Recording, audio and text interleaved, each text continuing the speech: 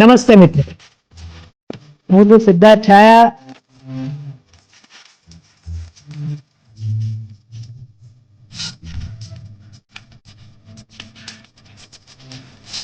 તો સ્વાગત છે તમારું સિટ ટોક્સમાં.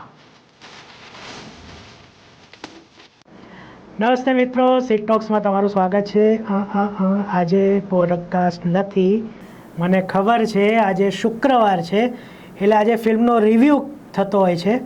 આજે એક જ ફિલ્મ આવી, ડેડપૂલ વર્સિસ વુલ્વરીન, જેમાં મને કોઈ ખાસ રસ નથી. આપણને ઇંગ્લિશ થોડુંક ઓછું સમજાય એટલે ના, એવું નથી. પણ મારી સાથે માર્વલનો એક બહુ મોટો ફેન છે અને માર્વલના બધા સુપર હિરોઝની બધી ફિલ્મો, ઇવન જે ડિઝની ઉપર એની સિરીઝ આવે છે એ બધું જોઈ વાળી ખાઈને પચાવી ચૂકેલો આ ફેન છે, જેનું નામ છે હેમિશ અને મારો સુપુત્ર છે.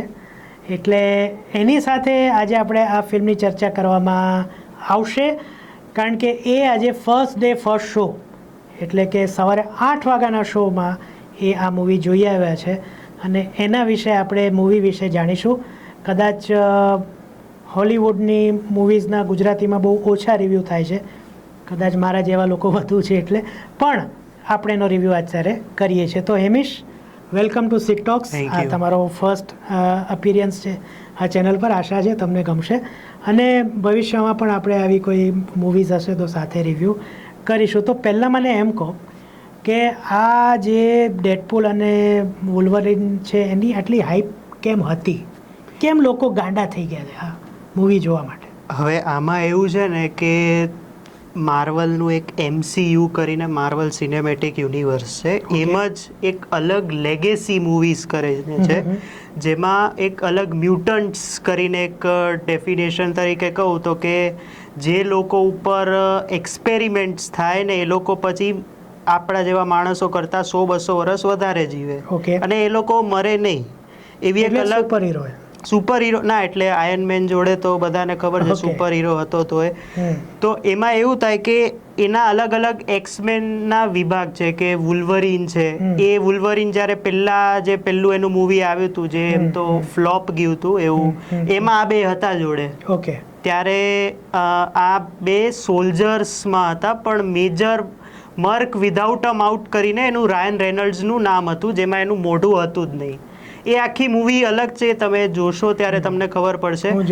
હવે ફ્લોપ થઈ એટલે રાયન રેનલ્ડ્સે આમ મસ્તીમાં કીધું કે મેં તો પિક્ચર બચાવી હતી, હવે હ્યુ જેકમેને કંઈ લોચા કર્યા એટલે મારો કાંઈ વાંક નહીં. પછી 2017માં લોગન કરીને એક મૂવી આવી, જેમાં હ્યુ જેકમેનનું એક કામ જે બધાને બહુ ગમ્યું હતું અને એ રેટિંગ હતી એને પણ એમાં એ છેલ્લે મરી જાય છે. પછી ત્યારે ડેડપૂલ સિરીઝ ચાલતી હતી એટલે હ્યુ જેકમેન એક ઇન્ટરવ્યૂમાં એવું કીધું કે જ્યારે હું મારું આ પિક્ચર શૂટ કરતો હતો ત્યારે ડેડપૂલ 1 આવી હતી, એટલે મારી એવી ઈચ્છા હતી કે હું રાયન રેનલ્ડ્સને કહું કે તું મારી જોડે એક પિક્ચર બનાવ.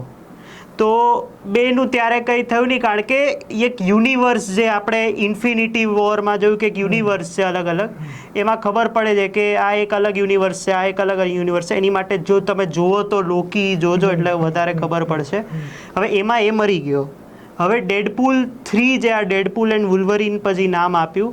હવે એનો એક રાયન રેનલ્ડ્સની યુટ્યુબ ચેનલમાં એક વિડીયો આવ્યો કે અમે ચાલુ કરીએ છીએ શૂટિંગ, અને પાછળથી હ્યુ જેકમેન આમ પસાર થાય છે ને એને પૂછે છે કે તું મારા પિક્ચરમાં કામ કરીશ કે જરૂર. હવે ત્યારથી એક એવી હાઈપ બની ગઈ કે આ તો મરી ગયો છે, હવે આ પાછો કેવી રીતે આવી શકે? હવે એની પહેલાં તમારે ડેડપૂલ 2 જોવું પડે. એમ તો હું પછી છેલ્લે લિસ્ટ કહીશ. ડેડપૂલ 2 જોવું પડે તો એના માટે ખબર પડે કે પાછો કેવી રીતે આવ્યો. પછી એનો એક બીજો વિડીયો આવ્યો એ જ દિવસે કે અમે જે લોગન મરી ગયો છે એની જોડે કોઈ છેડછાડ નથી કરવાના, એના પછી જે અલગ યુનિવર્સનો લોગન છે એને અમે લાવવાના છીએ, જેનાથી ખબર પડે કે આ ઓવરઓલ શું થઈ રહ્યું છે આમાં.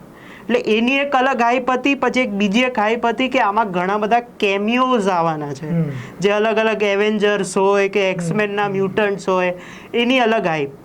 હવે માર્વલનું હમણાંથી બહુ એન્ડ ગેમ પછી તો ઘણા મૂવીઝ ફ્લોપ થયા છે, જે ચાલવા જોઈએ એ પણ નહોતા ચાલતા, એટલે ત્યારે એ લોકો એવું બહુ ફેંકાફાકી કરે કે અમે તો આવું દેખાડી દીધું છે ને તમે તો થઈ જશો આ તે, પણ એવું કંઈ હોય નહીં.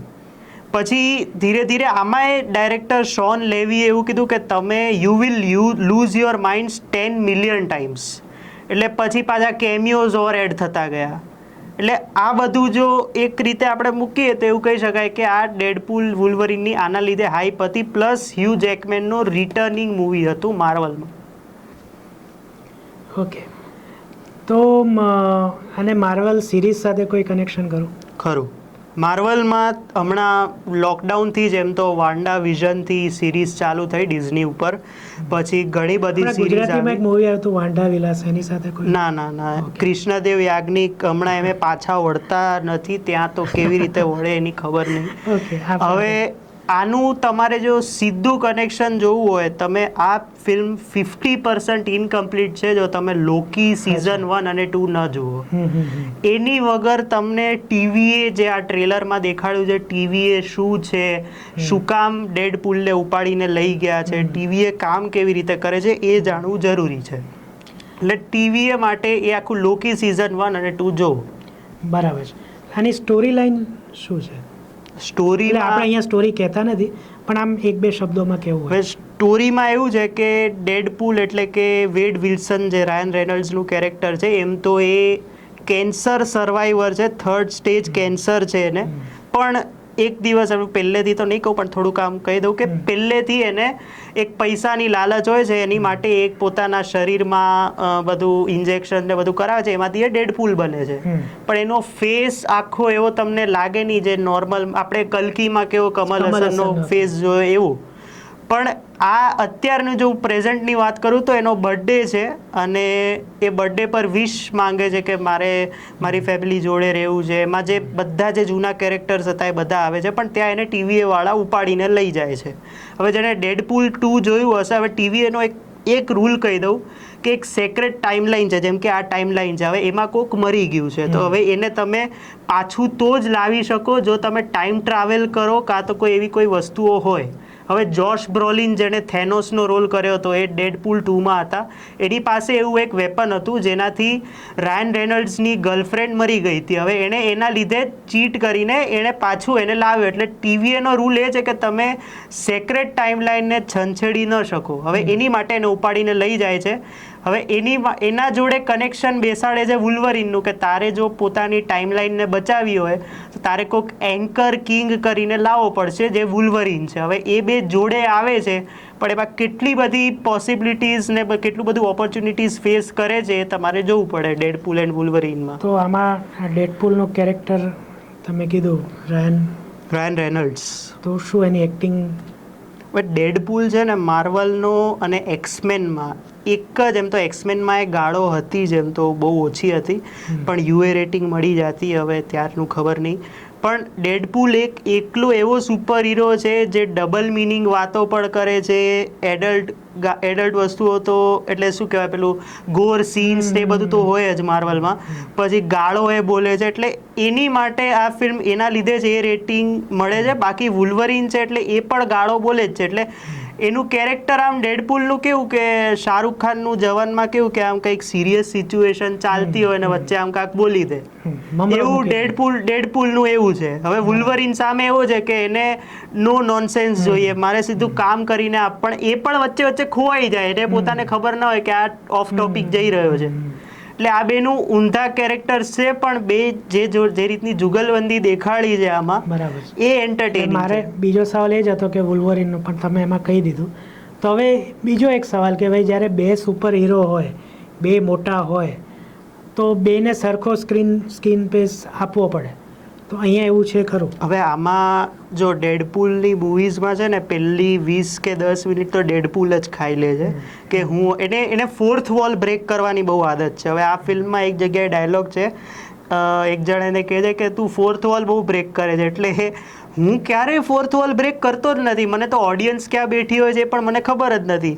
હવે એ રીતના એ ફોર્થ વોલ બ્રેક કરીને પોતાની સ્ટોરી કે પહેલાં લઈ જાય કે આવું થયું હતું, ને પછી જે વિલન હોય કે જે બીજો એક્ટર હોય એની સ્ક્રીન પ્રેઝન્સ ચાલુ થાય. એટલે 20-25 મિનિટ પછી જ હ્યુ જેકમેનની એન્ટ્રી છે.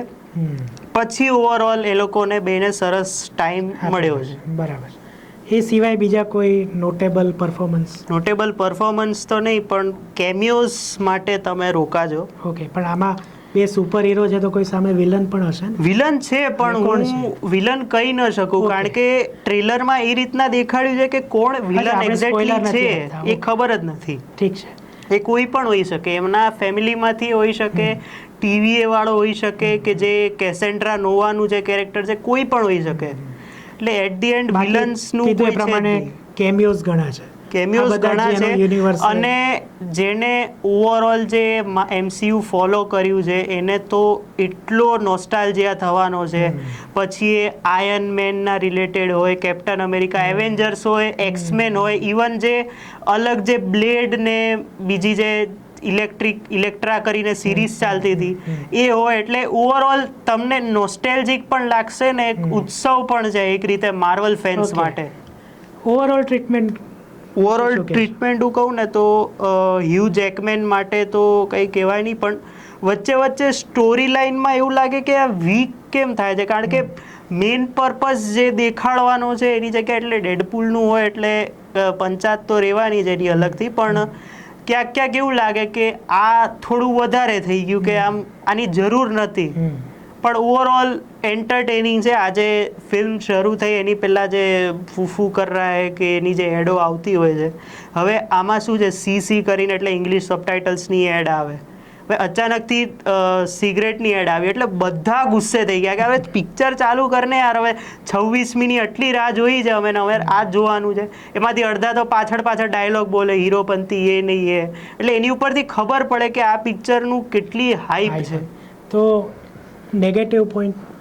નેગેટિવ પોઈન્ટ મેં જે કીધું એ જ, અને થોડાક કેમિયોઝમાં મને વાંધો નથી, પણ આ પર્સનલી મારી પણ ભૂલ છે કે થોડીક ફિલ્મો મેં નથી જોઈ જેના લીધે હું ઓળખી ન શક્યો. મને Okay. કેરેક્ટર ખબર છે કે માર્વલ કોમિક્સમાં હતું, પણ એની પિક્ચરો તમે નથી જોઈ એ થોડી ભૂલ થઈ જાય, બાકી ઓવરઓલ ચાલે. કોઈ વાંધો નથી. તો હવે નેક્સ્ટ શું આ લોકોનું એવી કોઈ હિન્ટ છે? 2 ઈસ્ટર એગ છે એમ તો. ઓકે, એટલે શું એ મને ઈસ્ટર મારા એગ જેવા જેને ખબર ના એટલે હોય. જેમ કે આ એક સેટઅપ છે. હમ. હવે અહીંયા હું પાછળ એવેન્જર્સનો લોગો મૂકી દઉં તો એ લોકોનું ધ્યાન જાય કે આને કેમ ટાર્ગેટ કરે છે, આના રિલેટેડ કઈ વસ્તુ છે. હવે આ 2 સીન છે, હવે જેનું ધ્યાન પડશે Okay. એને ખબર પડશે. બરાબર છે. અને જેમ માર્વલના મેં તમારા નાનપણમાં તમને જે શોખ લગાડવા માટે હું જોડે આવતો, એટલે મને ખબર છે કે ભાઈ પોસ્ટ ક્રેડિટ સીન પણ આવે, તો આમાં એવું કંઈ છે? પોસ્ટ ક્રેડિટ સીન છે. મને એ બધા બેસજો એમ જોવા જાવ. મને એઝ અ ફેન કેમ ખબર નહીં એક દુઃખ થયું, કારણ કે એ જે કેરેક્ટરને જે રીતે જે બોલે છે ને એ હું નહીં કહું કોણ છે શું છે, પણ દુઃખ થાય કારણ કે એને આપણે આટલા વર્ષોથી જોતા હોય ને અચાનકથી ગાળો આપીને પતાવી દે તો એ મને ન ગમે. ઠીક છે. છેલ્લો સવાલ, તમે કીધું ક્રેઝ તો આટલો બધો હતો, તો ફર્સ્ટ ડે ફર્સ્ટ શોમાં રિસ્પોન્સ અમદાવાદમાં કેવો રહ્યો? જો અમદાવાદમાં છે ને અત્યાર સુધી માર્વલની 3 જ પિક્ચરો મેં જોઈ હોય જેના સવારે 7 કે 6 વાગ્યાના શો એને હાઈપ હોય. એક હતું સ્પાઈડરમેન નો વે હોમ, એના તો સવારે 5-6 વાગ્યાના શો મેં જોયા હતા. પછી હતું ઓબ્વિયસલી એવેન્જર્સ એન્ડ ગેમ જેવું કાંઈ આવ્યું જ નથી અત્યાર સુધી. આને હું થોડુંક નીચે કહી શકું ને આ છે ડેડપૂલ એન્ડ વુલ્વરીન, કારણ કે હ્યુ જેકમેન પાછો આવે છે. આનો સવારે 7 વાગ્યાનો શો હતો પહેલો 4DXમાં. ઓવરઓલ 8 વાગ્યાથી ચાલુ થયા ને વધારે સ્ક્રીન્સ આને જ મળી જાય, ઇવન હિન્દીમાં પણ. એટલે ક્રેઝ ઓવરઓલ બહુ સરસ છે. થોડા ટિકિટ પ્રાઇઝીસના વાંધા છે એવું કહી તમે ગયા શકાય. ત્યારે કેવું હતું વાતાવરણ? હું એટલે ઓબ્વિયસલી હતું? આપણે જ્યારે જઈએ ત્યારે નીચે રોકે ને કે કેમ જાઓ છો શું છે, એટલે જવા દીધો. એટલે ઉપર ઓલરેડી 50 લોકો હતા. 100ની ઉપરની કેપેસિટી, ઓબ્વિયસલી મોટું જે થિયેટર છે એમાં 100ની ઉપરની કેપેસિટી છે, એટલે 50 લોકો ઓલરેડી રાહ જોતા હતા. હું 7:30 પહોંચ્યો હતો. 8 વાગ્યાનો શો હતો, પછી ધીરે ધીરે આવતા ગયા અને ભીડ થઈ ગઈ. મેં સાંભળ્યું છે કે તમે આ જોવા ગયા ત્યારે તમારી સાથે કેટલાક જાણીતા ગુજરાતીઓ પણ હતા. એટલે તો કોણ હતા? ગુજરાતીઓમાં એવું છે, ગુજરાતી ઇન્ડસ્ટ્રી એમ તો ફોટા આવી જાય. આ હું હા. ફોલો કરું છું એન્ડ ગેમ વખતથી, હમ. કે આરતી પટેલ જે લવની ભવાયો મંગલમ સિંગલમમાં હતા, પછી આરોહી છે, હમ. તત્સત મુનશી છે, આ લોકોની એક ગેંગ છે કે માર્વલના મૂવીઝ આવે ને એટલે જાય. એટલે આજે આ બરાબર. 3 મારી ઓપોઝિટમાં બેઠા હતા. પ્લસ અંકિત ગોર જે ધૂનકીમાં જે ડાયલોગ્સ લખ્યા હતા, જે Additional પ્રતિક ગાંધીનું જી, મૂવી જી, આવ્યું જી, હતું એ હતા. એટલે મારે વાત થઈ હતી આરતી મેમ જોડે કે કેવું લાગ્યું, તો કે અમને તો મજા આવી, પણ તમારો એ રેફરન્સ આ કે તારા પપ્પા કેમ નથી આવ્યા. એને કહ્યું ને આ બાબતમાં એ ઔરંગઝેબ છે. ઓકે, તો એમિશ તમે આવ્યા. મેં પહેલી વાર ઇંગ્લિશ મૂવીનો રિવ્યૂ અહીંયા કર્યો, થોડો લાંબો થઈ ગયો. ઓબ્વિયસ છે કે જાણે બે વ્યક્તિઓ જ્યારે વાત કરતા હોય ત્યારે ટાઈમ વધુ જ લેવાય. તો આવી રીતના ફરીથી કોઈ માર્વલની મૂવી કે એવી કોઈ ઇંગ્લિશ મૂવી આવશે ઓક્ટોબરમાં તો આપણે ફરીથી મળીશું અને રિવ્યૂ કરીશું. આશા છે તમને આ નવો પ્રયોગ ગમ્યો હશે અને આપણે ફરીથી મળીશું સોમવારે આપણા રેગ્યુલર વિડીયોઝ સાથે. આવતા શુક્રવારે 2 ગુજરાતી મૂવી આવવાની છે, એટલે પહેલી કઈ ને બીજી કઈ એનો આપણે ડિસિઝન તરત લઈ લઈશું. અને એટલે કદાચ શુક્ર અને શનિ 2 રિવ્યૂ આવશે. તો સીટ ટોક્સમાં ફરીથી મળીએ. ત્યાં સુધી સિદ્ધાર્થ શાહને આજ્ઞા આપો અને તમને બધાને અમારા બંને તરફથી આવજો.